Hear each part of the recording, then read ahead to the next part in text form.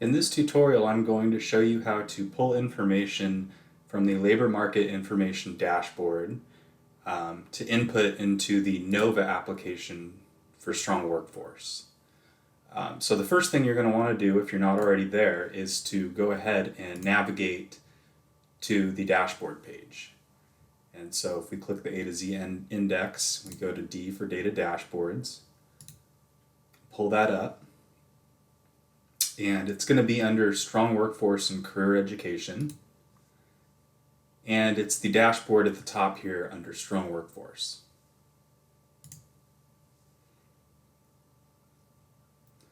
So this year for the Strong Workforce Program dashboard, we are showing you labor market information for each program. And fortunately, the Strong Workforce Program metrics are pulled directly into the NOVA application, though you will have to go ahead and enter targets for those programs. So dealing with the labor market piece, you can go to the overview page first if you'd like. There's information about the purpose of the dashboard being for helping with the NOVA applications, information about how to use the dashboard, how to filter the data. So there's going to be a filter in the top right, and that icon will allow you to open a menu to look at the career education program areas, and then from there to drill down by top codes and occupation codes, or otherwise known as SOC codes. And you can navigate back and forth at the bottom. There's also additional information here if you need it for, here's a link to the video tutorial. If you're not dealing with an existing program, you can go to the LMI request form, the Chancellor's Office launch board, and a couple other additional resources if you need them. So we'll go ahead and go to the LMI tab, the Home button, and what we're going to do first is, in this example, I'm going to go ahead and create a mock NOVA application for graphic design. And so I'm going to click on the filter icon here, and the career education program area for graphic design would be Media Arts and Technologies. So I'll click on Media Arts and Technologies, and by default it's going to give me supply and demand for all the possible top codes as well as all of the possible occupation or SOC codes. And for the purposes of this example, I'm going to look specifically at two top codes here. We're going to look at digital media and graphic art and design. So this filter piece here allows you to look at specific program codes or programs underneath the overarching program area. So here I'm just going to deal with two of these. Next, we can look at the occupation codes, which is displayed here on the left. And I'm going to look at graphic designers and multimedia artists and animators. So once I've clicked that, I will have supply and demand. I'm going to close this. I'll have supply and demand information for the specific top codes and the specific SOC codes that I've chosen. Here we're going to get the grand total for each. And this will become apparent why you need this information from other community colleges here in a second. So in the Strong Workforce application, we're going to deal specifically with LMI here. And this is going to be, we're going to call this graphic design. And the occupations here are going to be graphic designers. I'm going to insert that SOC code 27-1024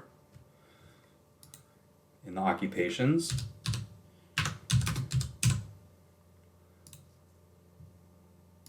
And the other one I have is multimedia artists and animators, 27-1014. I'll enter that. Okay. So I have those two occupations. And then we need to add programs at this next piece under the LMI tab. So the programs here are going to be the specific top codes, which are on the right-hand side of the dashboard. Okay, so the first one, we're going to go ahead and click Miracosta for the institution. And you can do a drop-down list here to search for it. You can search by name, or you can search by the top code. So looking at this, our top codes, first digital media 061400. So I'll enter that. 1400. And I'll click add. And I'm going to add the second final program here. So institutions MiraCosta. The second top code here is going to be graphic art and design with a top code of 103000.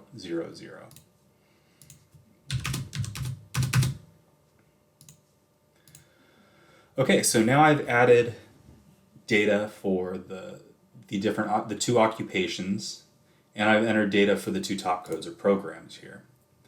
And so the next piece here is going to be, make sure you have clicked below on this LMI tab the provide supply and demand data. So the demand piece here, first demand is going to ask you for what is the labor market demand for each of the occupations. And here we have the two occupations selected. To get this information, you go to the dashboard and you look at the specific pieces here under demand. So for graphic design, we have 275, I'll enter that. And for multimedia artists and animators are here, special effects artists and animators under the same SOC code. We have 59.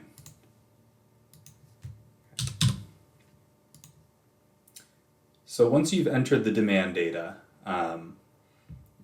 we're going to go ahead and enter data for the supply based on the top codes. So these are the number of students, either at MiraCosta or at other community colleges in the region who have graduated. And so here we're going to do the same thing where we're going to pull those supply numbers from the dashboard and put them here. So the first top code is digital media, so I'll go here to digital media. And we're looking under MiraCosta College here.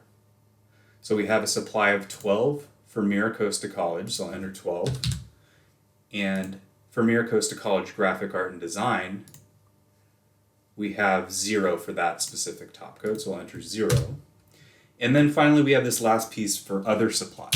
And so other supply is the supply from other community colleges. And it's not specific to an individual top code here, so I'm going to take the grand total from other supply and enter from other community colleges and enter that under other supply. So for other community colleges, the grand total here is 88. Go ahead and enter 88.